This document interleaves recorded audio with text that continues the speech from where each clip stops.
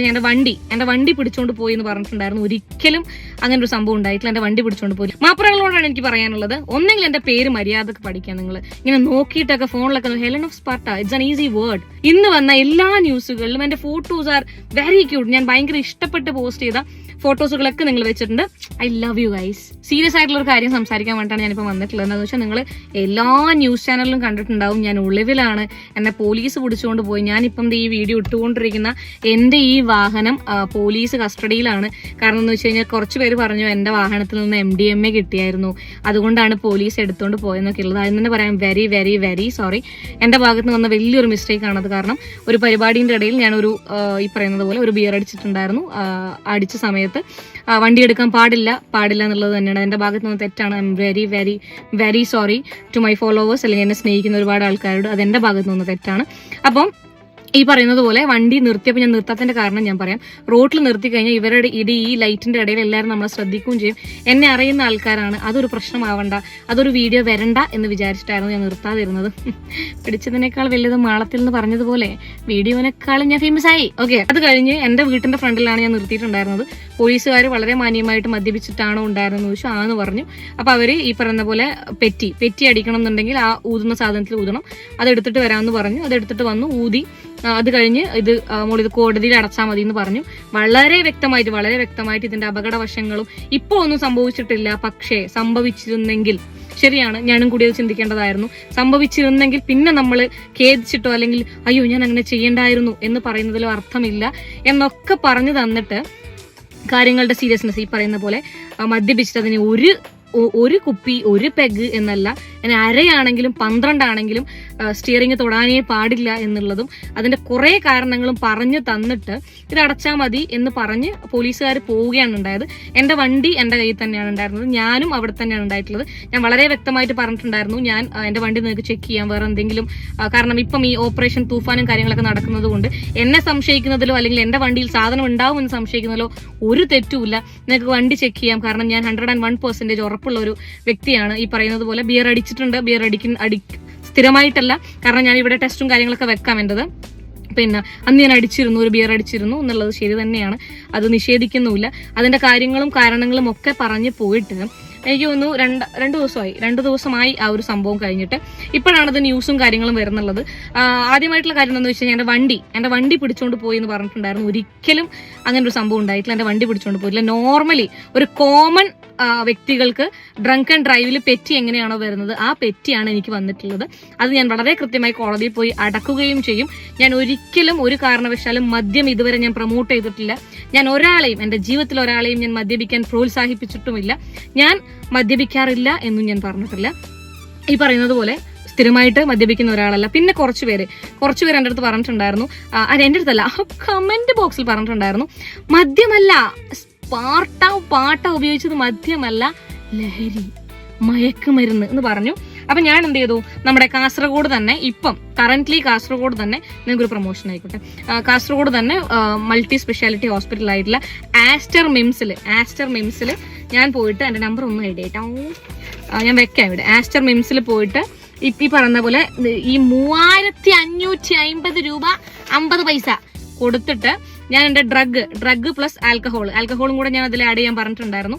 കാരണം എന്താ വെച്ചാൽ ഞാൻ ഈ പറയുന്ന പോലെ, നിങ്ങൾ കാണുന്ന പോലെ അയ്യപ്പ ബൈജു ഒന്നും അല്ല ഞാൻ. പിന്നെ അപ്പൊ അത് എനിക്ക് എന്റെ ബാക്കി നിങ്ങൾ എന്റെ നെഗറ്റീവ് പറയുന്നത് നിങ്ങളോടല്ല കേട്ടോ. എന്നെ സ്നേഹിക്കുന്ന ഒരുപാട് ആൾക്കാരുണ്ട്. എനിക്ക് മെസ്സേജ് വന്നതിന് കണക്കില്ല, എനിക്ക് കോൾ വന്നതിന് കണക്കില്ല. അങ്ങനെ ചെയ്യില്ല. ഈ പറയുന്നത് പോലെ നിങ്ങളെ കാറ് പിടിച്ചോണ്ട് പോയി, എന്നെ പിടിച്ചോണ്ട് പോയി, ഞാൻ കസ്റ്റഡിയിലാണ്, ഞാൻ ജയിലിൽ ഗോതമ്പുണ്ട തിന്നുകൊണ്ടിരിക്കുകയാണ് എന്നൊക്കെ പറഞ്ഞ മാപ്രകളോടാണ് എനിക്ക് പറയാനുള്ളത്. Good job, very very very good. നിങ്ങൾ പിന്നെ ഈ പറയുന്നത് പോലെ നോർമൽ, ഞാൻ ഡിവൈഎസ്പിനെ കണ്ടിട്ടുണ്ടായിരുന്നു. അപ്പൊ ഞാൻ ചോദിച്ചു, നിങ്ങൾ ഇങ്ങനെ നോർമൽ, ഞാനൊരു സ്ത്രീയാണ് എന്ന് വിചാരിക്കാം, സ്ത്രീ ആവട്ടെ പുരുഷനാവട്ടെ, ഒരു ഹ്യൂമൻ ബീങ് ആണെന്ന് വിചാരിക്കാം, എന്നെ ആർക്കും അറിയില്ല. ഈ പറയുന്നത് പോലെ ഡ്രങ്ക് ആൻഡ് ഡ്രൈവിന് നിങ്ങൾ പറഞ്ഞു, നിങ്ങൾ ഊതി പെറ്റി അടച്ചു, നെക്സ്റ്റ് എന്തായിരിക്കും എന്ന് ചോദിച്ചു. നിങ്ങളത് കോടതി പോയി അടക്കുക, അവിടെ കഴിഞ്ഞു.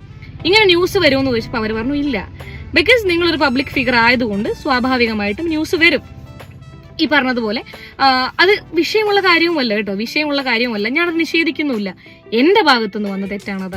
ഈ പറഞ്ഞതുപോലെ ഞാൻ ഒരിക്കലും ചെയ്യാൻ പാടില്ലാത്ത തെറ്റാണ്. ഞാൻ റിപ്പീറ്റ് ചെയ്യുകയില്ല, ഒരിക്കലും ഐ പ്രോമിസ് യു ദാറ്റ് ഞാനത് റിപ്പീറ്റ് ചെയ്യുകയില്ല.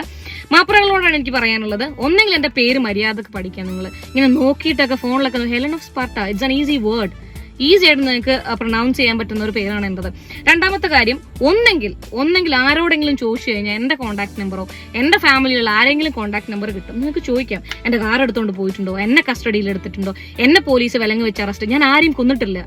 ഈ പറയുന്ന പോലെ ഞാൻ ഒരാളുടെ 5 പൈസ ഞാൻ എടുത്തിട്ടുമില്ല. ഒരാളെ കൊന്നിട്ടോ ഈ പറയുന്ന ഒന്നും ചെയ്യാത്ത എന്റെ ന്യൂസ് അത് നല്ലതാണ് കേട്ടോ, നല്ലതാണ്. പിന്നെ എനിക്ക് ഈ മാപ്രകളോട് അപ്രിഷിയേറ്റ് ചെയ്യാനുള്ള ഒരു കാര്യം, നിങ്ങൾ വെച്ച ഫോട്ടോസ് ഒക്കെ അടിപൊളിയാണ്.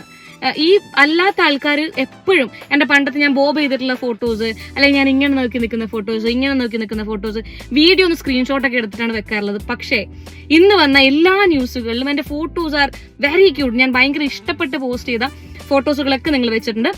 നല്ല കാര്യമാണ്. എന്തെന്നെ ആവട്ടെ, ഞാനിപ്പം സ്റ്റേഷനിലും വിളിച്ച് ചോദിച്ചിട്ടുണ്ടായിരുന്നു, നിങ്ങൾ ഈ പറഞ്ഞ പോലെ നോർമലുള്ള ആൾക്കാർ അങ്ങനെ ചെയ്യോ? ഇല്ല. പക്ഷേ ഇതിന്റെ കൂടെ തന്നെ എന്റെ വീഡിയോ നിങ്ങൾ കാണുമെന്ന് എനിക്ക് അറിയാവുന്നത് കൊണ്ട് തന്നെ ആരാണ് ഇതിന്റെ പിന്നിലെന്നും എന്താണെന്നും എനിക്ക് നല്ല വൃത്തിയായിട്ട് അറിയാം.